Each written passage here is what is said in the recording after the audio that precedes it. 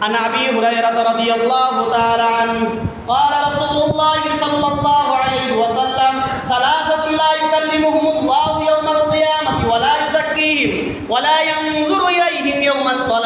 إليهم ولهم عذاب عليم شيخ زاني وملك كذاب وعين مستكبر পয়গম্বর আরবী সাল্লাল্লাহু আলাইহি ওয়াসাল্লাম বলেন সালাসাতুন লা ইউকাল্লিমুহুমুল্লাহ ইয়াউমাল কিয়ামা তিন শ্রেণীর মানুষদের প্রতি আল্লাহ তাআলা সুনজরে তাকাবেন না লা ইউকাল্লিমুহুমুল্লাহ ইয়াউমাল কিয়ামাতি ওয়া লা ইউযাক্কিহিম ওয়া লা ইয়ানজুরু ইলাইহিম তাদের সঙ্গে আল্লাহ কথা বলবেন না তাদের সঙ্গে আল্লাহ তাদের দিকে আল্লাহ তাকাবেন না তাদেরকে আল্লাহ রহম করবেন না তাদের গুনাহগুলি আল্লাহ maaf করবেন না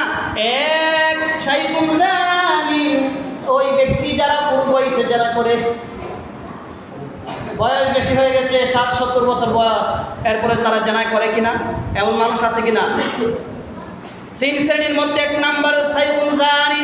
এক শ্রেণী হলো যারা বৃদ্ধ বয়সে জেনা করে দুই নাম্বার হলো মালিকুন কাযযাব মৃত্যুক দায়িত্বশীল মৃত্যুক রাষ্ট্রপতি মৃত্যুক শাসন যে রাষ্ট্র পরিচালনা করে সে যদি মৃত্যুক হয় তার সঙ্গে আল্লাহ কথা বলবেন না তার দিকে আল্লাহ তাআলা তাকাবেন না তার দিকে আল্লাহ তাআলা তার গুনাহগুলি আল্লাহ maaf করবেন না এমনকি ওয়ালাহুম আযাবুন আলীম তাকে ভীষণ আযাব দেবেন তাকে কঠিন আযাব দেবেন তিন নাম্বার হলো ওয়াইনুল মুস্তাকবির যারা অহংকার করে তার মানে কি আল্লাহ তাআলা বলেন কি আল্লাহ রাসূল বলেন তিন শ্রেণীর মানুষের প্রতি আল্লাহ তাকাবেন না তাদের সঙ্গে কথা বলবেন না তাদের গুনাহ maaf করবেন না এক যারা বৃদ্ধ বয়সে জেনা করে পুরুষ হোক কিংবা নারী হোক বৃদ্ধ বয়সে জেনা করে যারা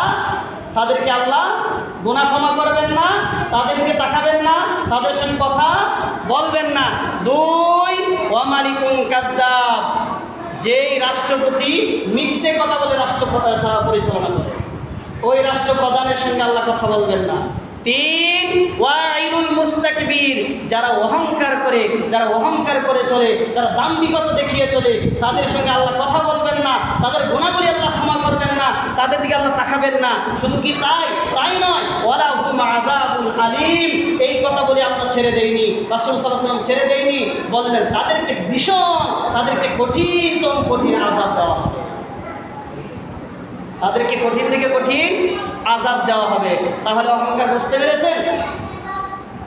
এবার আসুন অহংকার করলে তার পরিণতি কি হয় অহংকার করলে কি হয় অহংকার করলে আপনি যে নামাজ পড়েছেন আপনি যে রোজা রেখেছেন আপনি যে হজ করেছেন আপনি যে যাকাত দিয়েছেন আপনি যে অন্য নেক আমল করেছেন সমস্ত নেক আমল বাতিল সমস্ত নেক আমল কি বাতিল কেমন বাতিল এমন বাতিল হয় এমন নিঃস্ব হয়ে যায় যে আপনি কোনোদিন ইবাদতই করেননি কথা বুঝতে পেরেছেন কোনোদিন আপনি ইবাদতই করেননি এমন বাতিল হয় মানে আপনার আমল নামায় নেক আমল বলতে কোনো কিছু নাই কেন শুধুমাত্র অহংকার করার কারণে হাদিসে কুদসির মধ্যে আসছে আল্লাহ তাআলা বলেন রাসূল সাল্লাল্লাহু আলাইহি ওয়াসাল্লাম বলেন আল কিবরু রিদাই যে অহংকার হচ্ছে আমার চাদর আর দাম্ভিকতা হচ্ছে আমার লুঙ্গি এই কথা কে বলতেছেন আল্লাহ তাআলা বলতেছেন অহংকার হচ্ছে আমার চাদর আর দাম্ভিকতা হচ্ছে আমার লুঙ্গি এই দুইটা নিয়ে যারা টানা হেঁচড়া করবে তাদেরকে আমি জাহান্নামে দেব কারণ অহংকার আমার সাজে দাম্ভিকতা আমার সাজে কোনো মানুষের পক্ষে অহংকার দাম্ভিকতা সাজে না কোনো মানুষ যদি অহংকার করে দাম্ভিকতা দেখায় তাহলে তারা আমার লুঙ্গি আর চাদর নিয়ে টানা হেঁচড়া করছে আর যারা আমার লুঙ্গি আর চাদর নিয়ে টানা হেঁচড়া করবে তাদেরকে আমি জাহান্নামের মধ্যে প্রবেশ করাবো যদি কেউ অহংকার করে তার নেক আমল নিজের নষ্ট করা লাগবে না এমনিতে তার নষ্ট হয়ে গেছে এই জন্য আমরা ক্ষমতা পেয়ে ক্ষমতার দাপট দেখিয়ে আমরা অনেক কিছুই করে ফেলতে পারি কিন্তু ক্ষমতা চিরস্থায়ী নয় এই কথা আমি বহু পূর্বে আপনাকে বলেছি আমি এই কথাও বলেছি যে দাপট মানুষের চিরদিন থাকে না অহংকার দাপট ক্ষমতা ছিলেন নমরুদের অহংকার দাপট কার ছিলেন ফেরাউনের ছিলেন হামানের ছিলেন কারুনের ছিলেন আবু জাহালের ছিলেন উতবা সাইবা মুগীরা তাদেরও ছিলেন তাহলে কি ধ্বংস হয়নি আজকে এক সরকার বিদায় নিয়েছে আরেক সরকার যদি আসে সেও যদি দাম্ভিকতার সাথে চলে তাহলে ওর সম্পর্কে আল্লাহ বলছেন ওকে আল্লাহ গুনাহ ক্ষমা করবেন না তার দিকে তাকাবেন না তাকে ক্ষমাও করবেন না তার জন্য ভীষণ আযাব আল্লাহ রেডি করে রেখেছেন যে বা যাহা যে কোনো রাষ্ট্রপতি হোক না কেন, পৃথিবীর যে কোনো প্রান্তে যেই রাষ্ট্র চালাক না কেন, সে যদি অহংকারের স্বৈরাচারী শাসক হয় তাহলে তার পরিণতি খুবই খারাপ। এই কথা আমি বলিনি, এই কথা 1450 বছর পূর্বে মুহাম্মদ সাল্লাল্লাহু আলাইহি ওয়াসাল্লাম বলে গেছেন। আর আপনার আমি কি মনে করি, আপনার আমি যখন ক্ষমতার আসনে বসি তখন মনে হয় যে পুরো পৃথিবীটাই আমার, পুরো পৃথিবীটাই আমার।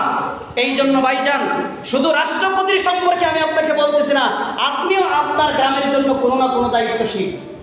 আপনিও আপনার গ্রামের জন্য কোনো না কোনো দায়িত্বশীল, কোনো না কোনো পর্যায়ে আপনি আছেন। আপনিও যদি দাপট দেখান তাহলে